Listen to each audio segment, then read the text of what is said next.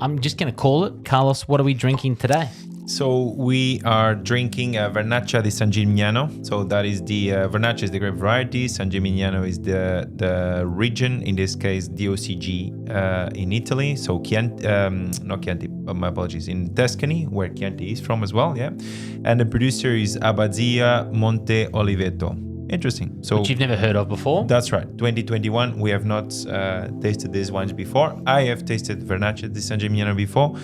But not this specific producer. So interesting to see what they have to offer. It's going to be interesting to see what a white wine from the area does. Yeah, very good. It's Vernaccia di San Gimignano, as I said, like Italian wines. I mean, typically the white wines are very popular in Piemonte, for example. You know, Cortese with the Gavi di Gavi, or some of the southern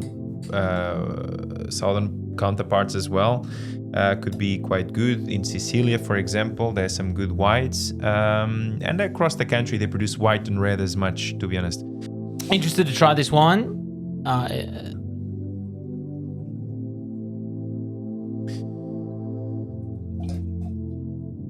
Well, color-wise, straight from the get-go, it doesn't show a lot of interesting stuff. But what's that? There's like bubbles just kind of sitting there. Is that? Yeah, it's a strange appearance from the get-go. A lot of bubbles, which again trapped this carbon dioxide or peaked a little bit earlier again. Vernaccia typically it can reveal a little bit of that as well. Okay. It's just not very, very seen because those wines don't come along very, very often. Like you would see Riesling, like you would see a Chardonnay. Like it's not. Who can pronounce Vernaccia di San Gimignano to start with, right? So, and who can type it that many times into our captions? Yeah. Producer Amelia can. That's right.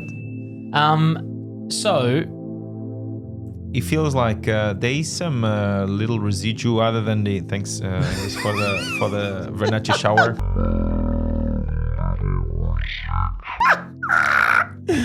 I just kind of got a little bit too excited with my spin and. Yeah, it feels like there's a little bit of residue, so perhaps not really fine or filtered totally. But yeah, anyway, so that could be that could tell a little bit of the story of the wine as well. So no fining or filtration. Feels like there's a little bit of residue, definitely a lot of bubble, which again trap CO2 or peaked a little earlier, and those could be reasons for it. Should we try it on the nose?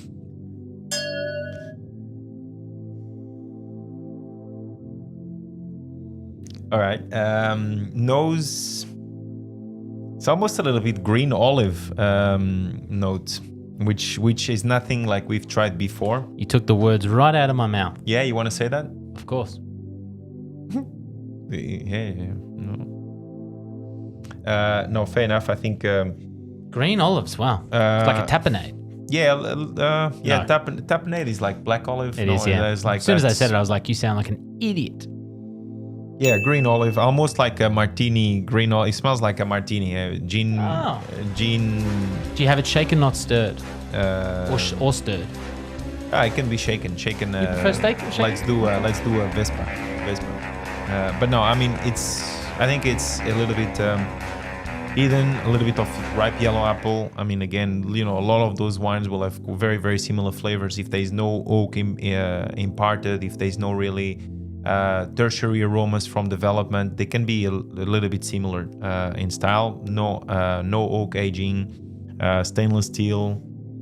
If there is oak, is large format, which may add a little bit of secondary aroma, a little bit more ripeness, a little bit more bruised aromas, but not overly. Then I think it's just a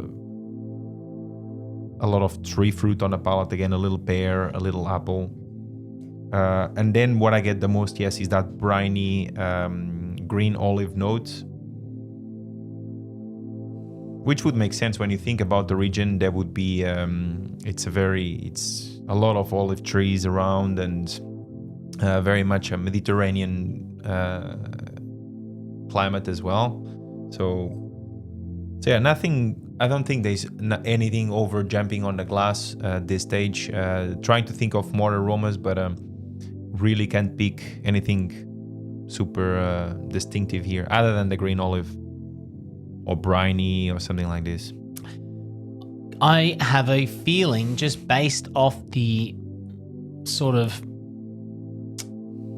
nose or lack thereof that I'm getting, I just don't. I'm just gonna call it. I don't think I'm gonna love this wine. Yeah, I mean, look, let's have a look. Cheers. It's very similar to many of the wines we've tried before, other than that savory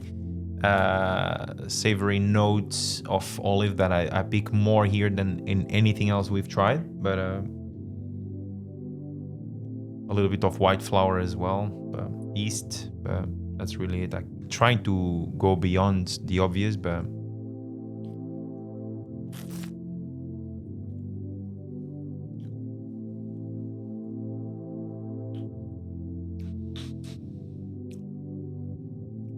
Yeah, honestly, I preferred. Yeah, you want to stop here? It's not that bad, but it's not. No, it's not great, but I think it's Thank interesting God for it's what not it is. great, because I was sitting there going, if you went Carlson, I'm really getting this. Oh, this is fantastic, and I'm sitting there going, this is not. Yeah, like the box, the bag-in box that you made me taste a few weeks ago. Yeah. This is like this. You know what? This will make our top 50. Top 50, yeah. We tried 40, 50. For 50, and that's it. No, I don't think. I think that's unfair. What, to say it's in the top 50? On the top 50 is fair, but not being the last one, I think. Yeah, top 49. Okay, so let's be professional. Yeah, let's go through this, because there are people who are trying this. Sweetness, dry. It is a dry wine. Acidity, medium. Yeah, medium acidity. Medium plus, maybe medium plus. There's more freshness than there was, for example, on the Big Pool that we tried. I feel like there's a little bit more freshness on the palate. The acidity is a little bit more lifted. It keeps lingering on the palate as well. It's not only the first impact of acidity on a palate, is after you swallow a little bit of the wine. It keeps on the front of the mouth. It keeps quite fresh. So acidity is medium plus in this wine. I wouldn't say low, I wouldn't say high, like a Riesling, like a Chenin Blanc, but is there. Medium plus. Body? It's a light body wine. Yeah, maybe medium Really? body. Yeah. Yeah? A little bit, yeah. You don't like saying light plus, so you'd say medium minus. Medium minus, yeah. But you think it's But just I think medium? it's medium, yeah. I think it's more than even medium minus.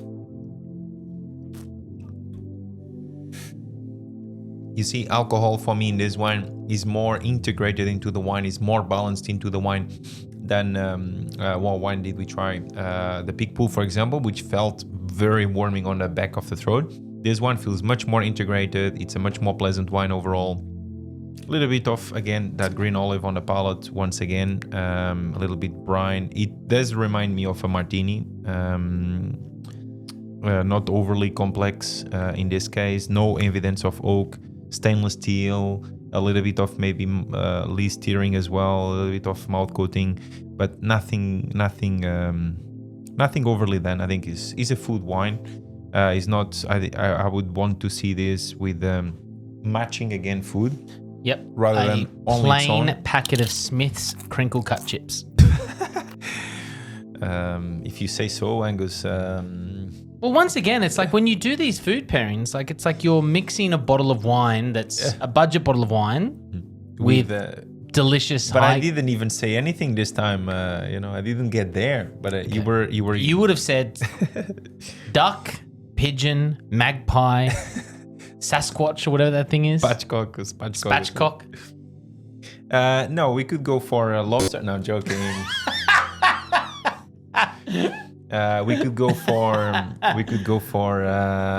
pizza. Why not pizza? You see, pizza is easy. Okay. Pizza is easy, or not bolognese, but the other one, carbonara. Carbonara is good. Carbonara. Keep it in the Italian family. Yeah, Italian family. But yeah, well, it is what it is. It's Vernaccia di San Gimignano. That's my favorite. It is what it is, because it's not much more. Cheers.